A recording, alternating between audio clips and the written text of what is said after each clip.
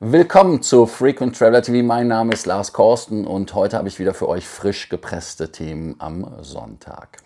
Lufthansa, das Aus für die Strecke Bremen-Frankfurt. Lufthansa hat aufgehört zu konsolidieren, zumindest sagen sie das. Also sie werden Strecken auslagern, aber gucken wir uns auch genau nochmal an.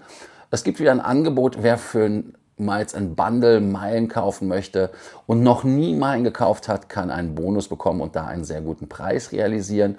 Und ein Thema muss ich unten gucken. EU-Gastrechte werden gestärkt bzw. sind nochmal bestätigt worden, auch wenn Flüge ausfallen wegen Kerosinmangels oder weil es sich nicht rechnet. Ihr denkt dran, wie immer den Kanal zu abonnieren, die Glocke anzumachen, einen Like dazulassen, aber auch natürlich ganz klar aufs Kuh zu kommen und zu den Themen die Fragen des Tages zu beantworten. Das erste Thema ist logischerweise Lufthansa streicht Bremen-Frankfurt. Die Strecke, ich bin es geflogen. Ich weiß gar nicht mehr, warum ich nach Bremen wollte und ich weiß auch gar nicht mehr, was der Grund war. Auf jeden Fall sagt Lufthansa, man stellt diese wichtige Zubringerstrecke ein zum 1. Juli. Grund ist die mangelnde Wirtschaftlichkeit und veränderte Rahmenbedingungen. Strecke Bremen-Frankfurt ist also 5-mal beflogen worden, täglich bis zu 5-mal. Hohe Kosten, schwache Nachfrage, operative Herausforderung und logischerweise Lufthansa bleibt aber am Standort Bremen aktiv, zumal man ja Geschichte dort hat. Fliegerschule gibt es nicht mehr, aber war halt so. Ja, klassisches Problem ist natürlich, dass in Deutschland Kurzstrecken nicht profitabel sind. Die Gründe sind dies, das, Ananas, da können wir alles wieder runterreden, sagen. Das ist ja ganz klar, das sind ja einmal die Kosten jetzt durch das Kerosin, aber natürlich auch die Flughafengebühren etc.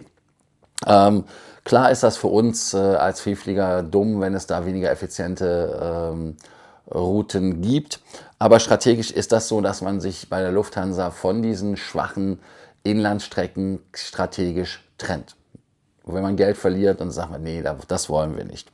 Und der Fokus geht bei Lufthansa ganz klar auf profitable Strecken und Hubs. Und klar, man sieht auch das Sterben der innerdeutschen Strecke. Bremen kann ich mich jetzt ehrlicherweise nicht aus. Ihr könnt es ja schreiben. Wie ist die Bahnanbindung? Gut, ich weiß, wir können über die Bahn sprechen, wie wir wollen. Man kann jetzt natürlich auch noch sagen, ja, München wird ja noch angeflogen, also ganz so schlimm ist es dann nicht.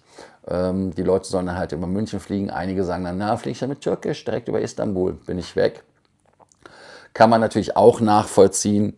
Aber es ist halt wirklich so, dass die Wirtschaftlichkeit die Netzwerkstrategie schlägt. Das ist einfach so. Man kann halt jetzt nicht irgendwelche Strecken einfach nur berädern, wenn man der Meinung ist, das sieht gut aus.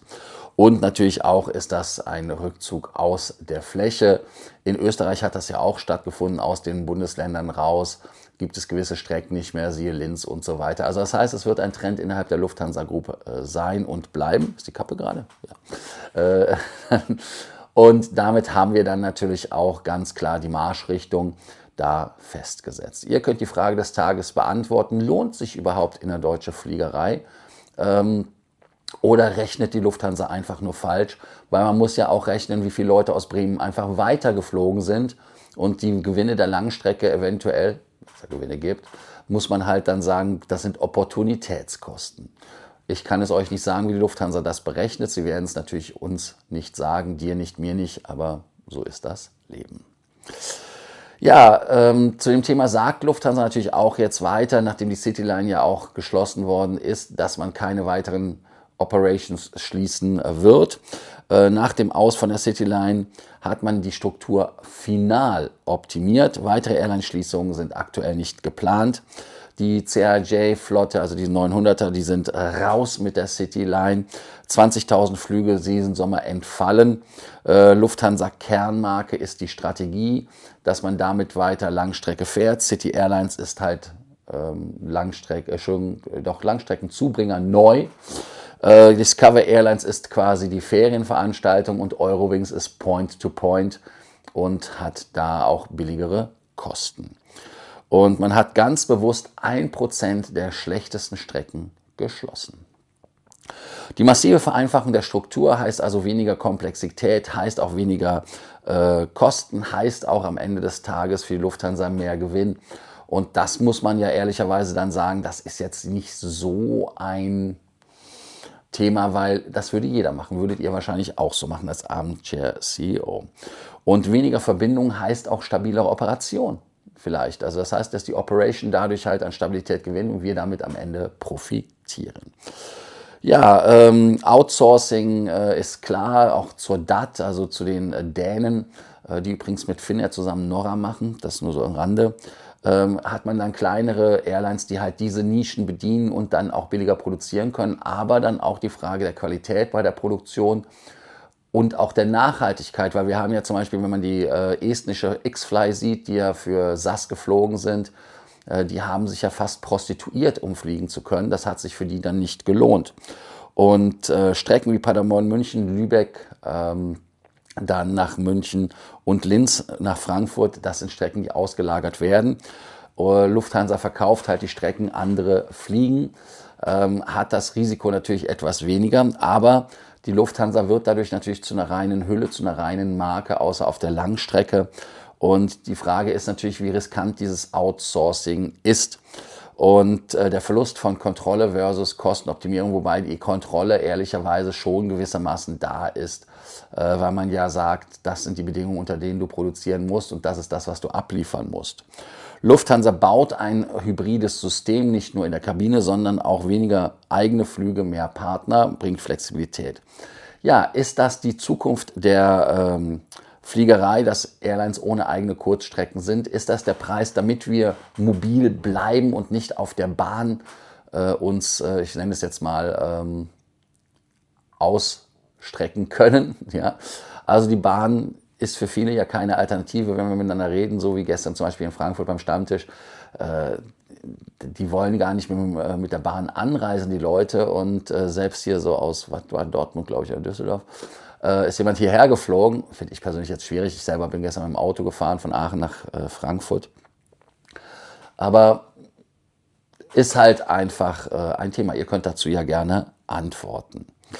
Ja, dann gab es ja die Bestrebung der Fluggesellschaften zu sagen, ja, wegen Kerosin und so, das sollten wir aushebeln. Und ich habe gesagt, ja, das kann ich verstehen irgendwo, weil wenn der Kerosinpreis und dann so, ne. Aber die EU-Kommission stellt klar, auch bei hohen Kerosinpreisen müssen Airlines Passagiere entschädigen. Jo. Heißt also, hohe Kosten ist kein außergewöhnlicher Umstand. Dann, die Passagiere haben natürlich wie immer einen Anspruch auf Erstattung, auf Umbuchung, auf Betreuung, gegebenenfalls Ausgleichszahlung. Die einzige Ausnahme ist echter Treibstoffmangel, keine Entschädigung. Und klar, man kann jetzt den Iran-Konflikt sehen. Wir hoffen, dass da ja irgendwann mal Frieden kommt. Wir hören ja aus Washington, Pakistan und Teheran, also die Verhandlungsdreieck da, dass da vielleicht bald Frieden ist.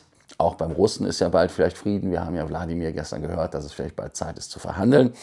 Würde also heißen, dass das Risiko trotzdem bei den Airlines bleibt, aber vielleicht werden die Zeiten mit der Kerosinversorgung wieder bessere und die höheren Kosten nicht auf Kunden abzuwälzen, ist natürlich dann auch wieder erratisch in Anführungsstrichen, weil die Preise werden da ganz klar dann das reflektieren, weil die sagen, wenn wir das bezahlen müssen, müssen wir das einpreisen. Und klar bleiben für uns die Rechte bestehen und stärker. Aber die Frage ist halt, dass die Fluggesellschaften trotzdem alles für uns teurer machen. Ja, auch keine nachträgliche Preiserhöhung wegen Spritpreisen ist erlaubt. Alternative Treibstoffe werden geprüft. In dem Fall ist es ja das gute Jet A1 Fuel aus USA, dass wir es nehmen können. Und die Frage ist natürlich, ob die EU-Rechte zu streng sind. Ich sage euch ganz klar nein, weil wer schafft im Prinzip bei uns dann das, dass wir unsere Rechte behalten, weil die Fluggesellschaften doch stark sind. Und die EU bleibt damit, ich will nicht sagen extrem verbraucherfreundlich, aber doch dann doch auf unserer Seite mehr als auf der Fluggesellschaften. Und die Fluggesellschaften merken, dass da der Druck dann weiter steigt. Ja, sollen die Airlines bei Krisen mehr Spielraum bekommen? Könnt ihr gerne beantworten. Wer bei Lufthansa Miles & More noch nie Meilen gekauft hat, Bundle & Go, kann da einen Bonus bekommen. Irgendjemand sagte mir 60, ich persönlich habe nur 50% gesehen. Und maximal können 250.000 pro Account gekauft werden. Effektiv sind das irgendwie 1,0 Meilen, First Class Langstrecke ab 760, 480 Euro für die Business Class. Wenn man die Flüge so ab Sofia oder also Bulgarien oder vielleicht auch aus Ungarn oder sowas findet, dann kann man das durchaus bekommen, wobei es ehrlicherweise nicht einfach ist, das muss man auch sagen. Heißt also, der Meilenverkauf ist weiter Cashflow, aber man möchte uns animieren, diese Meilen zu kaufen. Und ich denke mal, wer halt gewissen Status hat, hat auch da einfacher Sachen zu bekommen. Senator Waitlist als Stichwort oder Hon Circle, da gibt es wirklich Sachen. Wichtiger Kontext in dem Zusammenhang ist natürlich, dass die Meilenpreise jetzt mittlerweile flexibel sind. Heißt also, dass man da natürlich am Ende nicht so mehr planen kann wie früher. Und die Entwertung ist natürlich jederzeit möglich. Und die Frage ist natürlich, ob sich solche Meilen lohnen zu kaufen. Ja, wenn du einen Use Case hast, ja, wenn du halt wirklich was willst, aber nicht auf Vorrat, ehrlicherweise. Und ja, das ist auch von der Loyalty her klar. Es fühlt sich mehr wie so eine Verkaufsveranstaltung. Wolle noch Räumerdecke haben oder noch was anderes, wolle Rose kaufen. Also es ist einfach ein Profit Center und man muss auch sagen, dass viele Fluggesellschaften gar nicht mehr existieren würden, wenn sie ihre Meilenprogramme nicht hätten. American Airlines als Stichwort in den USA. Ja, aktuell ist das ein sehr guter Deal, wenn ihr vorher noch keine gekauft habt. Wer schon gekauft hat, kriegt diesen Bonus leider nicht. Und es ist wirklich nur sinnvoll mit einer klaren Strategie. Die Frage ist natürlich, würdest du die Meilen kaufen? Lass es mich wissen. Ja, der Rückzug aus den profitablen Kurzstrecken nimmt immer weiter zu, kann man als Fazit der Sendung gerne sagen. Denn die Lufthansa wird zum Plattform- und zum Netzwerkmanager, eher nicht mehr zum Performer oder heißt das, glaube ich, NPC. Die sind halt einfach nur doch da, außer auf der Langstrecke. Auch ist das so, dass man natürlich jetzt sagen kann, mit den EU-Rechten und so weiter, dass die Airlines da ein bisschen drangsaliert werden und sind sie vielleicht zu streng. Aber die Verbraucherrechte sind einfach ganz klar durch diese Ansage aus Brüssel gestärkt worden. Und auch die Meilenprogramme sind einfach nur Money-Making Machines. Und ja, Fluggesellschaften sind halt einfach nur ein Systemanbieter. Der einzige ehrliche ist die SAS. Ich fliege heute übrigens mit der SAS nach Kopenhagen. Scandinavian Air Systems. Die sind ehrlich, weil sie sagen, sie sind einfach nur ein System. Ja, ihr denkt dran, wie immer den Kanal zu abonnieren, die Glocke anzumachen und auf School zu kommen und dort die Fragen des Tages zu beantworten. Ich würde das sagen, einfach wird die Lufthansa immer mehr zu einer Plattform ohne eigene Flüge. Und sind Flüge innerhalb Deutschlands, also innerdeutsche Flüge, überhaupt noch sinnvoll? Also in dem Sinne, bis dann. Ciao.